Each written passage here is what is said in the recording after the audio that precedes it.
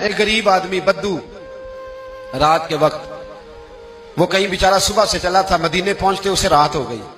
اس نے ڈرتے ہوئے نا خیمہ ہی باہر لگا لیا. جہاں رات ہوئی نا آدھی رات کو کوئی 1-2 بجے سمجھ لے پہنچا مدینے، اس نے باہر نے خیمہ لگا لیا.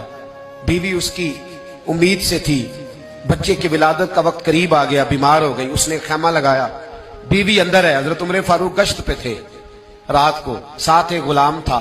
حضرت عمر فاروق رضی اللہ تعالیٰ عنہ کہنے لگے وہ آگ جل رہی ہے تھوڑی سی، پتہ کرو کون ہے. تو آپ کا غلام پتہ کرنے گیا تو بدو نے ڈانٹ دیا، کہنے لگے جاؤ تمہیں کیوں بتاؤں. حضرت عمر خود گئے، کہنے لگے مسافر بھائی بتا تو صحیح. کہنے لگا جی چھوڑے، میں آپ کو کیوں بتاؤں، میں کون ہوں، کیسے آیا ہوں. فرمایا خیمے کے اندر سے کرہنے کی آواز آتی، کوئی درد سے چیخ رہا ہے، بتا ہمیں بات کیا ہے. کہنے لگا جی میں فلاں بستی فلاں علاقے کا ایک غریب ہوں، امیر المومنین عمر فاروق سے ملنے آیا ہوں، اور رات ہو گئی ہے تو یہاں خیمہ لگایا ہے، صبح میں ان سے مل کے چلا جاؤں گا. تو رات کو تکلیف دینا پسند نہیں کیا، تو میری بیوی امید سے تھی، اب بچے کی ولادت کا وقت قریب ہے، پاس کوئی نہیں. حضرت عمر کہنے لگے تو ٹھہر میں ابھی آیا. چہرے پہ نقاب ہے، اسے بتایا نہیں میں ہی امیر المومنین. عمر دوڑے گئے اپنی زوجہ سے، کہنے لگے اگر تجھے بہت بڑا اجر مل رہا ہو تو حاصل کرے گی. کہا کروں گی. تو کہنے لگے چل پھر میرے ساتھ، بہت بڑا اجر ہے. ایک دوست کے ہاں ولادت کا وقت ہے، ضرورت کی چیزیں ساتھ لے لو. اس عورت نے تھوڑے دانے لے لیے، گھی لے لیا. حضرت عمر سے کہنے لگی لکڑیاں اکٹھی کر لیں.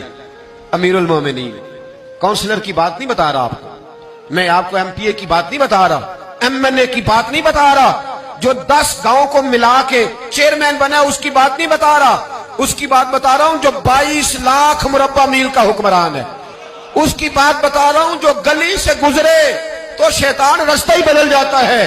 اس کی بات بتا رہا ہوں جس کے بارے میں میرے مصطفیٰ کریم صلی اللہ تعالیٰ علیہ وآلہ وسلم نے فرمایا میرا عمر تو وہ ہے کہ 950 سال حضرت جبریل بھی اس کی شان بیان کریں تو عظمت ختم نہیں ہوتی. اتنا بڑا شخص. حضرت عمر نے لکڑیاں اکٹھی کی، اینٹوں کا روڑے لے کے چولہا بنایا، پہنچ گئے. آپ کی زوجہ کہنے لگی یہ تھوڑے دانے ڈالنے، گھی ڈالنے اور ایک لکڑی لے کے اس کو ہلائیں، تیار کریں. خود زوجہ اندر چلی گئی. حضرت عمر باہر پکانے لگے. وہ بدو کہتا ہے میں اس طرح کا ان کے ساتھ بہیو کرنے لگا جیسے کو کسی چوکیدار کے ساتھ نہیں کرتا. میں نے سمجھا جی عمر نے چوکیدار رکھے آنے جانے والے مہمانوں کا. میں کبھی پانی کا پیالہ مانگتا، کبھی کوئی بات، عمر دوڑے جاتے، کبھی پانی لاتے. او مسلمانوں، او میرے رسول کے غلام عزیزو، حضرت عمر فاروق. وہ غلام کہتا ہے میں عمر سے کہتا، میں کہتا غلام پانی لا تو عمر دوڑ کے پانی لاتے. میں کہتا تجھے گھی پکانا بھی آتا ہے، پہلے بھی کبھی پکایا ہے؟ تو عمر فرماتے کوشش تو کر رہا ہوں. میں کہتا پہلے بھی کبھی تیری بیوی نے یہ کام کیا ہے؟ تو حضرت عمر کہنے لگے مجھے یاد نہیں، پوچھ کے بتاؤں گا. کہتے کیا رنگ تھا، کیا انداز تھا، کیا مصطفیٰ کی تربیت تھی، کیا انداز حضور نے سکھائے غلاموں کو. یہ کس طرح کا امیر ہے کہ یہ ہنڈیا پکا رہا ہے، پھونکے مار رہا ہے ایک غریب کے لیے، دیہاتی کے لیے جسے جانتے بھی نہیں.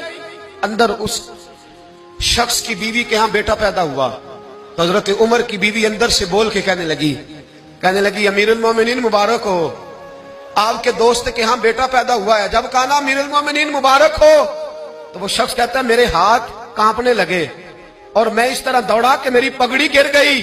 میں دوڑا تو عمر نے بلایا، کہا کدھر جاتے ہو؟ کہنے لگا آپ امیر المومنین ہیں، آپ امیر المومنین، آپ عمر ہیں. کیسر و کسرا جس کے نام سے کانپے آپ وہ ہیں، جسے مصطفیٰ نے دعا مانگ کے اللہ سے مانگا وہ والے عمر ہیں آپ، جس کے لیے علی المرتضیٰ فرماتے ہیں میں روز دعا کرتا ہوں وہ والے عمر ہیں، جس کے بارے میں ابوبکر صدیق نے فرمایا تھا کہ میں اللہ سے کہوں گا مولا جو تیرے محبوب کی امت کے حق میں سب سے بہتر تھا میں اسے خلیفہ بنا کے وہ والے عمر ہیں.